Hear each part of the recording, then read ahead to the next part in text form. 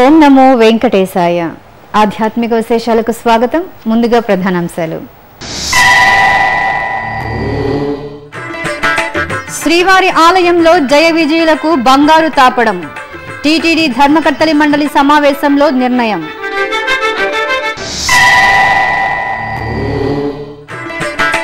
తిరుమలలో ఎస్వీబీసీ పాలక మండలి సమావేశం. అన్నమయ్య పాటకు పట్టాభిషేకం కార్యక్రమానికి ఆమోదం.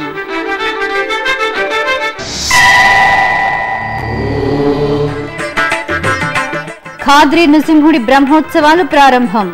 ఆలయంలో ఘనంగా ధ్వజారోహణం. ఆలయాల అభివృద్ధి, భక్తుల సౌకర్యాలకు పెద్దపీట వేస్తూ తిరుమల తిరుపతి దేవస్థానం ధర్మకర్తల మండలి పలు నిర్ణయాలు తీసుకుంది. తిరుమలలోని అన్నమయ్య భవన్లో శుక్రవారం ధర్మకర్తల మండలి సమావేశం జరిగింది. చైర్మన్ అధ్యక్షతన జరిగిన ఈ సమావేశంలో ఈవో డాక్టర్ సాంబశివరావుతో పాటు ధర్మకర్తల మండలి సభ్యులు పాల్గొని పలు కీలక అంశాలపై చర్చించారు. ఆలయాల అభివృద్ధికి నిధుల కేటాయింపుతో పాటు వివిధ నిర్మాణాలకు టెండర్లు ఆహ్వానించేందుకు మండలి ఆమోదముద్ర వేసింది. ధర్మకర్తల మండలి తీసుకున్న నిర్ణయాలను చైర్మన్ డాక్టర్ చదలవాడ కృష్ణమూర్తి మీడియాకు వెల్లడించారు. శ్రీవారి ఆలయంలోని బంగారు వాకిలికి విరాళంగా బంగారు మూలం రేకులను తయారు చేసి ప్రతిష్టాపన చేసేందుకు ఆమోదం. 86 lakhs Shekhar Reddy board member వారు ఇవ్వడం జరిగింది. తిరుపతిలోని కోదండరామ స్వామి ఆలయం నందు ప్రతి అమావాస్య రోజు సహస్ర కలశాభిషేకం చేయాలని అక్కడ భక్తులందరూ కోరారు. దానిని కూడా ప్రవేశపెట్టాలని నిర్ణయం తీసుకుంది బోర్డు. భద్రాచలం లాగా ఈరోజు ఒంటిమిట్టని తిరుమల తిరుపతి దేవస్థానం తయారు చేస్తుంది. అప్పలాయగుంటలోని శ్రీ ప్రసన్న వెంకటేశ్వర స్వామి వారి ఆలయంలో నెలవారీ ఆర్జిత సేవగా అష్టదళ పాద పద్మారాధన సేవను ప్రవేశపెట్టాలని నిర్ణయం తీసుకున్నాం. తిరుపతిలోని వినాయక నగర్లో ఉన్న రామకృష్ణ సేవా సమితి కేటాయించిన 86 సెంట్ల స్థలాన్ని వారికి రద్దు చేస్తూ బేలూరు మఠానికి 11 సంవత్సరాలు నింది లీజు 33 సంవత్సరాలుగా పొడిగిస్తూ ప్రభుత్వ ఉత్తర్వులు ఆమోదించింది. అవి ఆమోదించాం.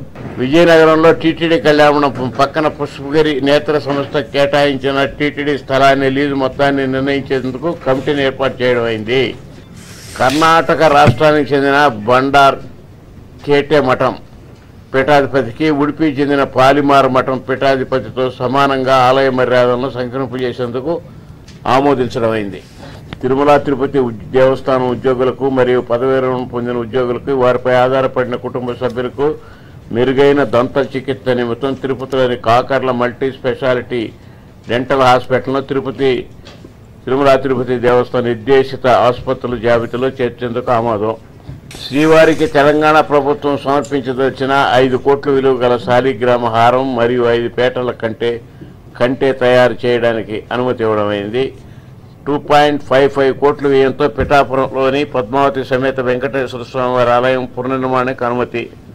నెల్లూరు జిల్లా పెంచెలకోనలోని శ్రీ లక్ష్మీ నరసింహస్వామి వారి ఆలయ ప్రాంగణంలో సత్రాన్ని నిర్మించేందుకు 3.37 కోట్లతో టెండర్ ఆమోదం.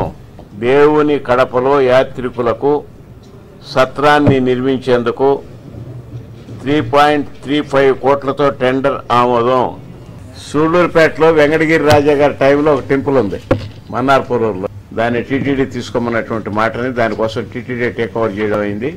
రైల్వే ప్రయాణికులకి వస్తున్నటువంటి యాత్రికులకు ఇబ్బందులు తొలగించేదానికి సౌత్ సైడ్ బుకింగ్లు కానీ ప్లాట్ఫారం కానీ పెట్టేదానికి 2.74 ఏకర్స్ టీటీడీ ల్యాండ్ లీజుకి ఇచ్చేదానికి తీర్మానించడం అయింది. అన్నమయ్య పాటకు పట్టాభిషేకం పేరుతో శ్రీ వెంకటేశ్వర భక్తి ఛానల్ ప్రతిష్టాత్మక పాటల కార్యక్రమాన్ని ప్రసారం చేయనుంది. తిరుమలలో చైర్మన్ డాక్టర్ చదలవాడ కృష్ణమూర్తి అధ్యక్షతన జరిగిన ఎస్వీబీసీ పాలక మండలి సమావేశంలో ఈ మేరకు సుదీర్ఘంగా చర్చించి ఆమోదించారు.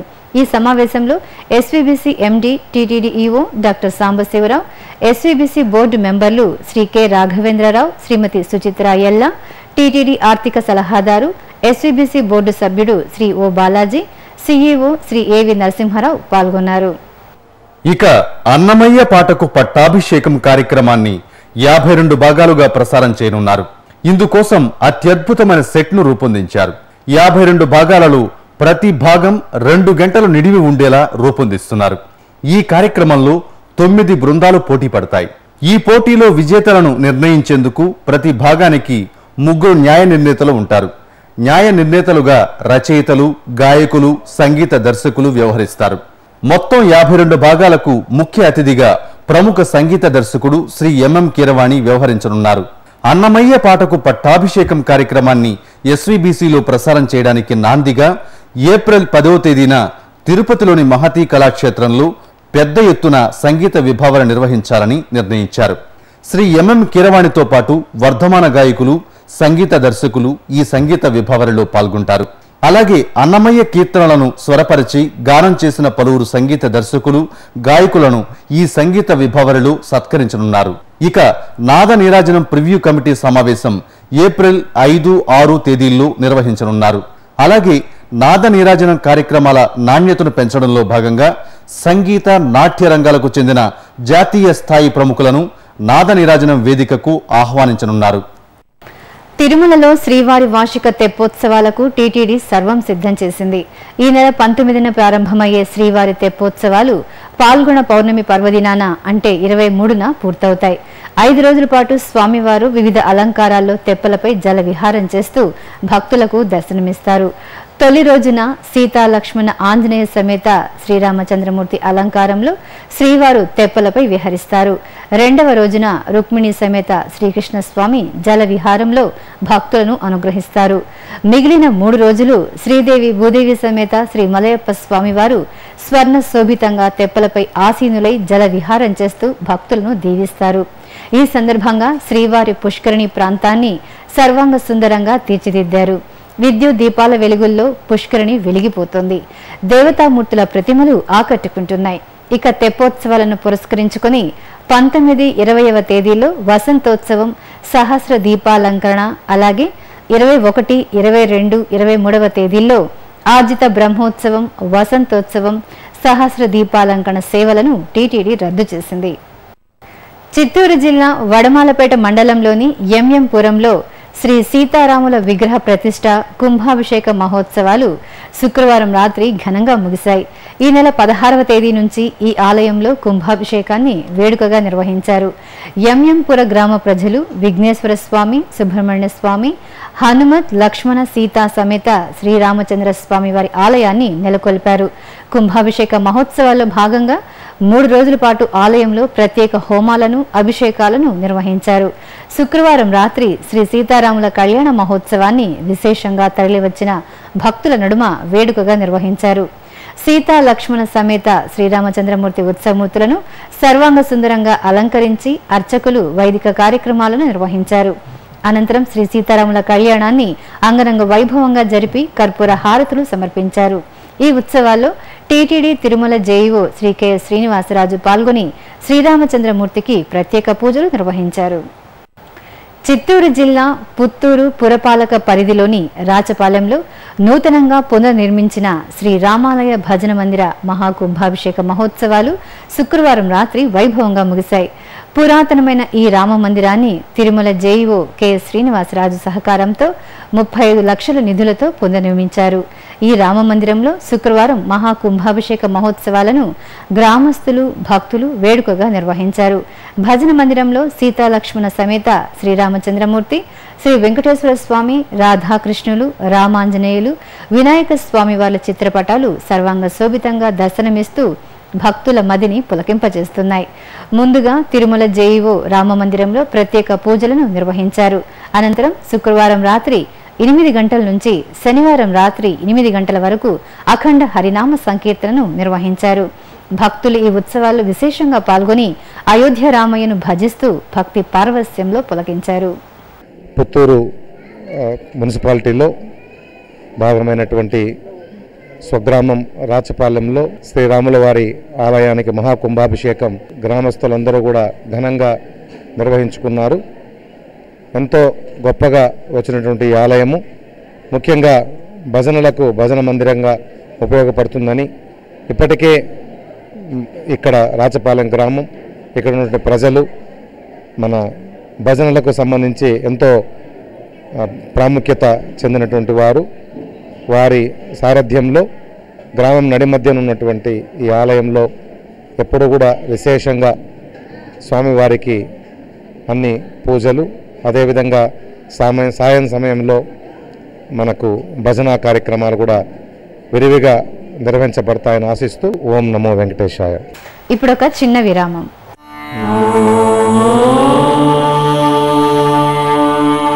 వందే గోమాతరం. గోవుతో మానవ జీవన వ్యవస్థకున్న అనుబంధం విడదీయరానిది. గోసంతతిని సంరక్షించాలన్న మహత్తర ఆశయంతో గోమాత విశిష్టతను తెలియజేస్తూ మన సనాతన సంప్రదాయ పరిరక్షణ ధ్యేయంగా తిరుమల తిరుపతి దేవస్థానం నెలకొల్పినదే శ్రీ వెంకటేశ్వర గో సంరక్షణ ట్రస్ట్. ఈ సత్సంకల్పానికి మీరు చేయూతనిచ్చే అవకాశం పొందండి. శ్రీవారి కరుణకు పాత్రులు కండి. మరిన్ని వివరాలకు 087722333333. ఓం నమో వెంకటేశాయ. ఆధ్యాత్మిక విశేషాలకు తిరిగి స్వాగతం.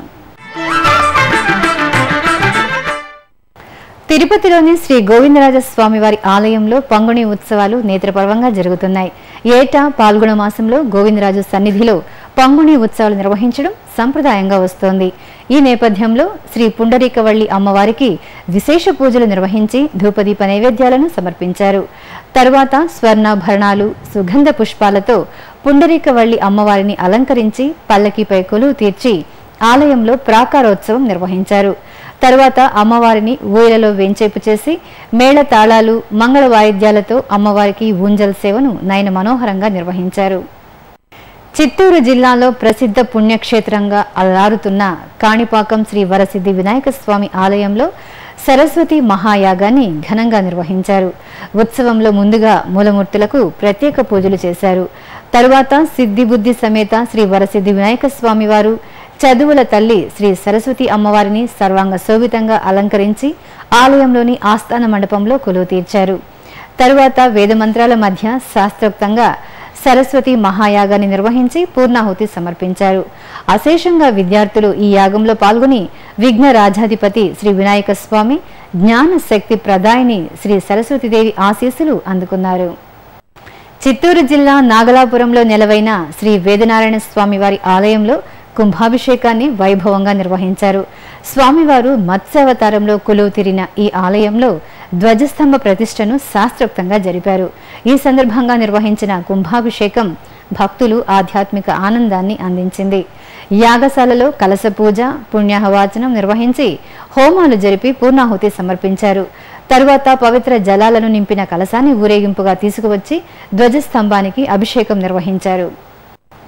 అనంతపురం జిల్లాలోని సుప్రసిద్ధ నరసింహస్వామి వారి ఆలయంలో ఖాద్రి లక్ష్మీ నరసింహస్వామి వారి వార్షిక బ్రహ్మోత్సవాలు ఘనంగా ప్రారంభమయ్యాయి.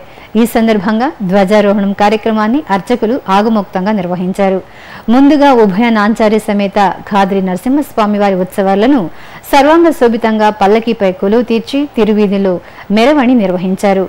ఆపై ధ్వజస్తంభం వద్ద స్వామి అమ్మవార్లకు ప్రత్యేక పూజలు జరిపి గరుడ ధ్వజ పటంతో ధ్వజారోహణ కార్యక్రమం వైభవంగా నిర్వహించారు. భక్తులు విశేషంగా ఈ ఉత్సవంలో పాల్గొని ఖాద్రి నరసింహుడి కృపకు పాత్రులయ్యారు. వరంగల్ జిల్లా కాజీపేటలోని శ్రీ వెంకటేశ్వర స్వామి వారి ఆలయం భక్త శోభితంగా దర్శనమిచ్చింది. ఆలయంలో వైభవంగా జరుగుతున్న స్వామివారి వార్షిక బ్రహ్మోత్సవాలను పురస్కరించుకుని సామూహిక శ్రీ మహాలక్ష్మి అర్చన ఘనంగా నిర్వహించారు. ముందుగా శ్రీనివాసుడి దివ్యమంగళమూర్తికి ప్రత్యేక అలంకరణతో ఆరాధనలు జరిపి మంగళ హారతులు సమర్పించారు. ఆపై స్వామివారి సన్నిధిలో విశేషంగా నిర్వహించిన సామూహిక శ్రీ మహాలక్ష్మి ఆరాధనలో మహిళలు భక్తి శ్రద్ధలతో పాల్గొని తరించారు. చిత్తూరులోని శ్రీ కామాక్షి సమేత శ్రీ అగస్తీశ్వర స్వామి వారి ఆలయంలో వార్షికోత్సవాలు ఘనంగా జరుగుతున్నాయి. ఈ సందర్భంగా స్వామి అమ్మవార్లకు కామధేను వాహన సేవ ఉత్సవ శోభితంగా జరిగింది.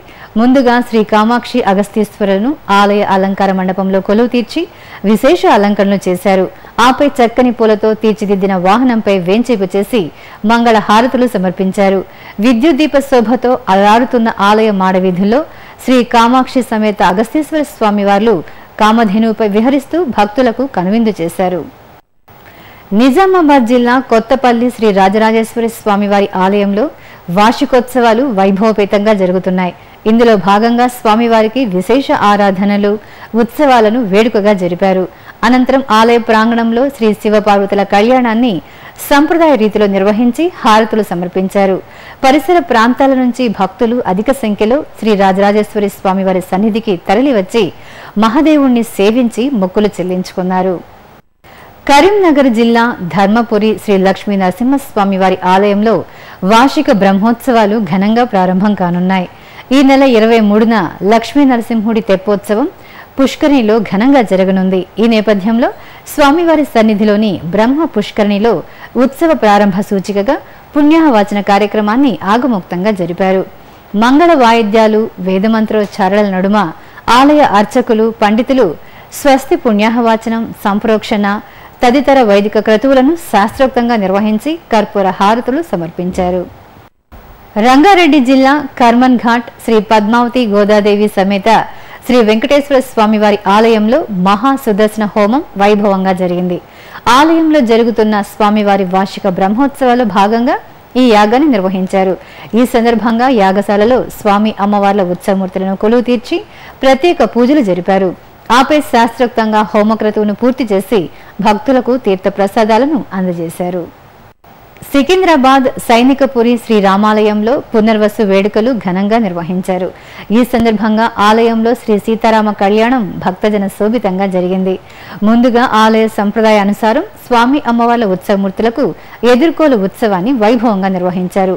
ఆపై శ్రీ సీతారామచంద్ర స్వామి వార్లకు కళ్యాణ క్రతువును నిర్వహించి మంగళ హారతులు సమర్పించారు. భక్తులు విశేషంగా రామచంద్రమూర్తి కళ్యాణోత్సవంలో పాల్గొని ధన్యులయ్యారు. తమిళనాడు రాష్ట్రం తిరువళ్లూరు సమీపంలోని ఎల్లప్ప నాయుడుపేటలోని పురాతన శ్రీ రామాలయం వినాయక స్వామి ఆలయ జీర్ణోద్ధరణ కార్యక్రమం వైభవంగా జరిగింది. ఈ సందర్భంగా అష్టబంధన మహాకుంభాభిషేకాన్ని వేదోక్తంగా నిర్వహించారు. ముందుగా ఆలయంలోని యాగశాలలో ప్రత్యేక యాగ పూజలు నిర్వహించారు. ఆపై పవిత్ర కలశ జలాలతో ఆలయ గోపుర శిఖరాలకు, ఆలయంలోని మూలమూర్తులకు ఏకకాలంలో సంప్రోక్షణ జరిపి భక్తులకు దర్శన భాగ్యం కల్పించారు. కాశీ మహానగరంలో కలశయాత్ర ఘనంగా జరిగింది.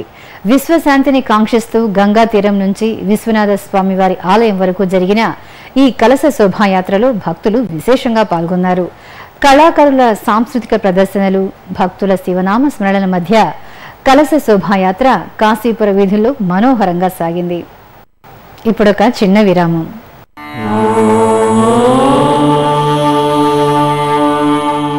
మానవ సేవే మాధవ సేవ అనే మహత్తర ఆశయంతో వికలాంగులైన వారికి ఎముకలు, కీళ్లు, వెన్నెముక సంబంధమైన గాయాలతో బాధపడే నిరుపేదలైన రోగులకు పూర్తి స్థాయిలో ఉచితంగా సేవ చేయడానికి అత్యాధునిక పరికరాలతో బర్డ్ సంస్థను స్థాపించి బర్డ్ ట్రస్ట్ను నిర్విరామంగా నడుపుతోంది తిరుమల తిరుపతి దేవస్థానం. ఈ ట్రస్టులో మీరు పాలు పంచుకోండి. శ్రీ వెంకటేశ్వర స్వామివారి అనుగ్రహం పొందండి. Website ID www.tirumala.org.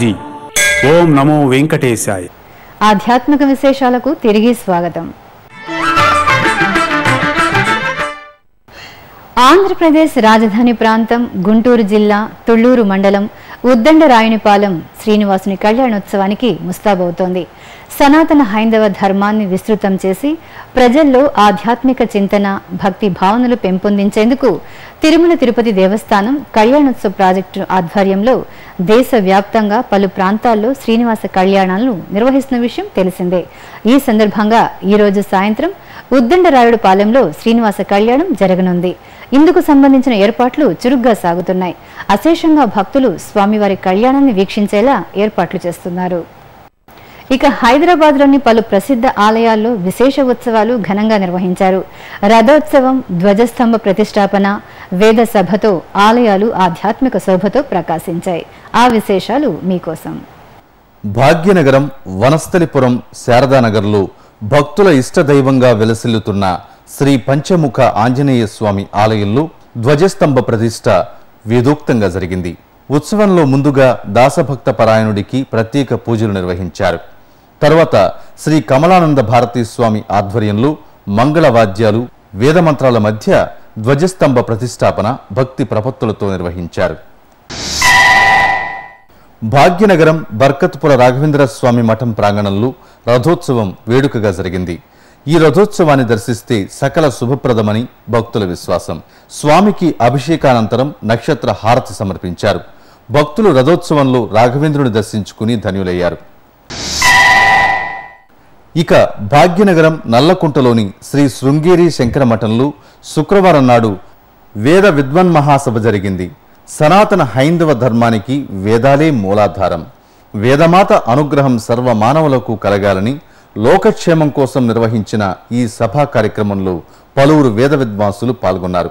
వేద పారాయణం, ఉపన్యాసాలు, చతుర్వేద స్వస్తి జరిగాయి. విశాఖ మహానగరం బురుజుపేటలో కొలువైన శ్రీ కనక మహాలక్ష్మి అమ్మవారికి ప్రత్యేక పూజలు కన్నుల పండుగగా నిర్వహించారు. పాల్గొన మాసాన్ని పురస్కరించుకుని అమ్మవారికి పంచామృతాలు, పరిమళ ద్రవ్యాలతో అభిషేకం నిర్వహించారు. తరువాత వివిధ వర్ణాల పుష్పాలతో అమ్మవారిని అందంగా అలంకరించి మంగళ నీరాజనాలు సమర్పించారు. భక్తులు అధిక సంఖ్యలో తరలివచ్చి అమ్మవారిని దర్శించుకుని మొక్కులు తీర్చుకున్నారు. కోర్కెలు తీర్చే కొంగు బంగారంగా కర్నూలు జిల్లా వాసుల ఆరాధ్య దైవంగా అలరారుతున్న నంద్యాలలోని శ్రీ జగజ్జనని ఆలయం భక్తులతో కిటకిటలాడింది. అమ్మవారికి నిర్వహించిన కుంకుమార్చనలో భక్తులు పాల్గొని పరవశులయ్యారు. తొలుత అమ్మవారికి సుగంధ ద్రవ్యాలు, పంచామృతాలతో అభిషేకం నిర్వహించారు. తరువాత సర్వాంగ శోభితంగా అలంకరించి ధూపదీప నైవేద్యాలను సమర్పించారు. అనంతరం భక్తులు అమ్మవారి ముందు బారులు తీరి అర్చకుల సూచనలతో కుంకుమార్చన జరిపారు. తిరుమలలోని నాదనీరాజనం వేదిక నామ సంకీర్తనతో మారుమోగింది. చెన్నై మేల్కోటేకి చెందిన రవి భాగవత బృందం నామ సంకీర్తనతో శ్రీవారిని అర్చించింది. భక్తులకు ఆధ్యాత్మిక అనుభూతులను అందించింది.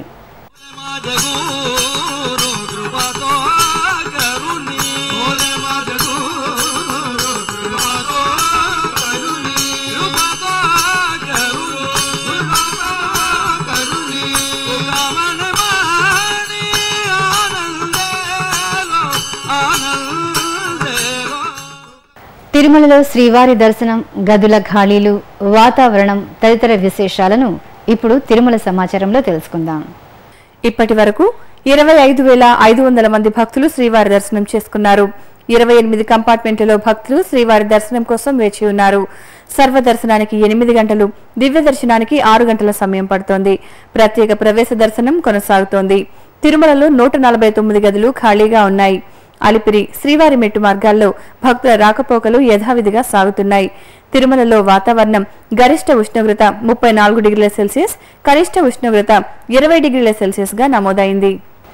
ఆధ్యాత్మిక విశేషాలు ఇంతటితో సమాప్తం. తిరిగి రాత్రి 10 గంటలకు ప్రసారమయ్యే ఆధ్యాత్మిక విశేషాల్లో మళ్ళీ కలుసుకుందాం. ఓం నమో వెంకటేశాయ.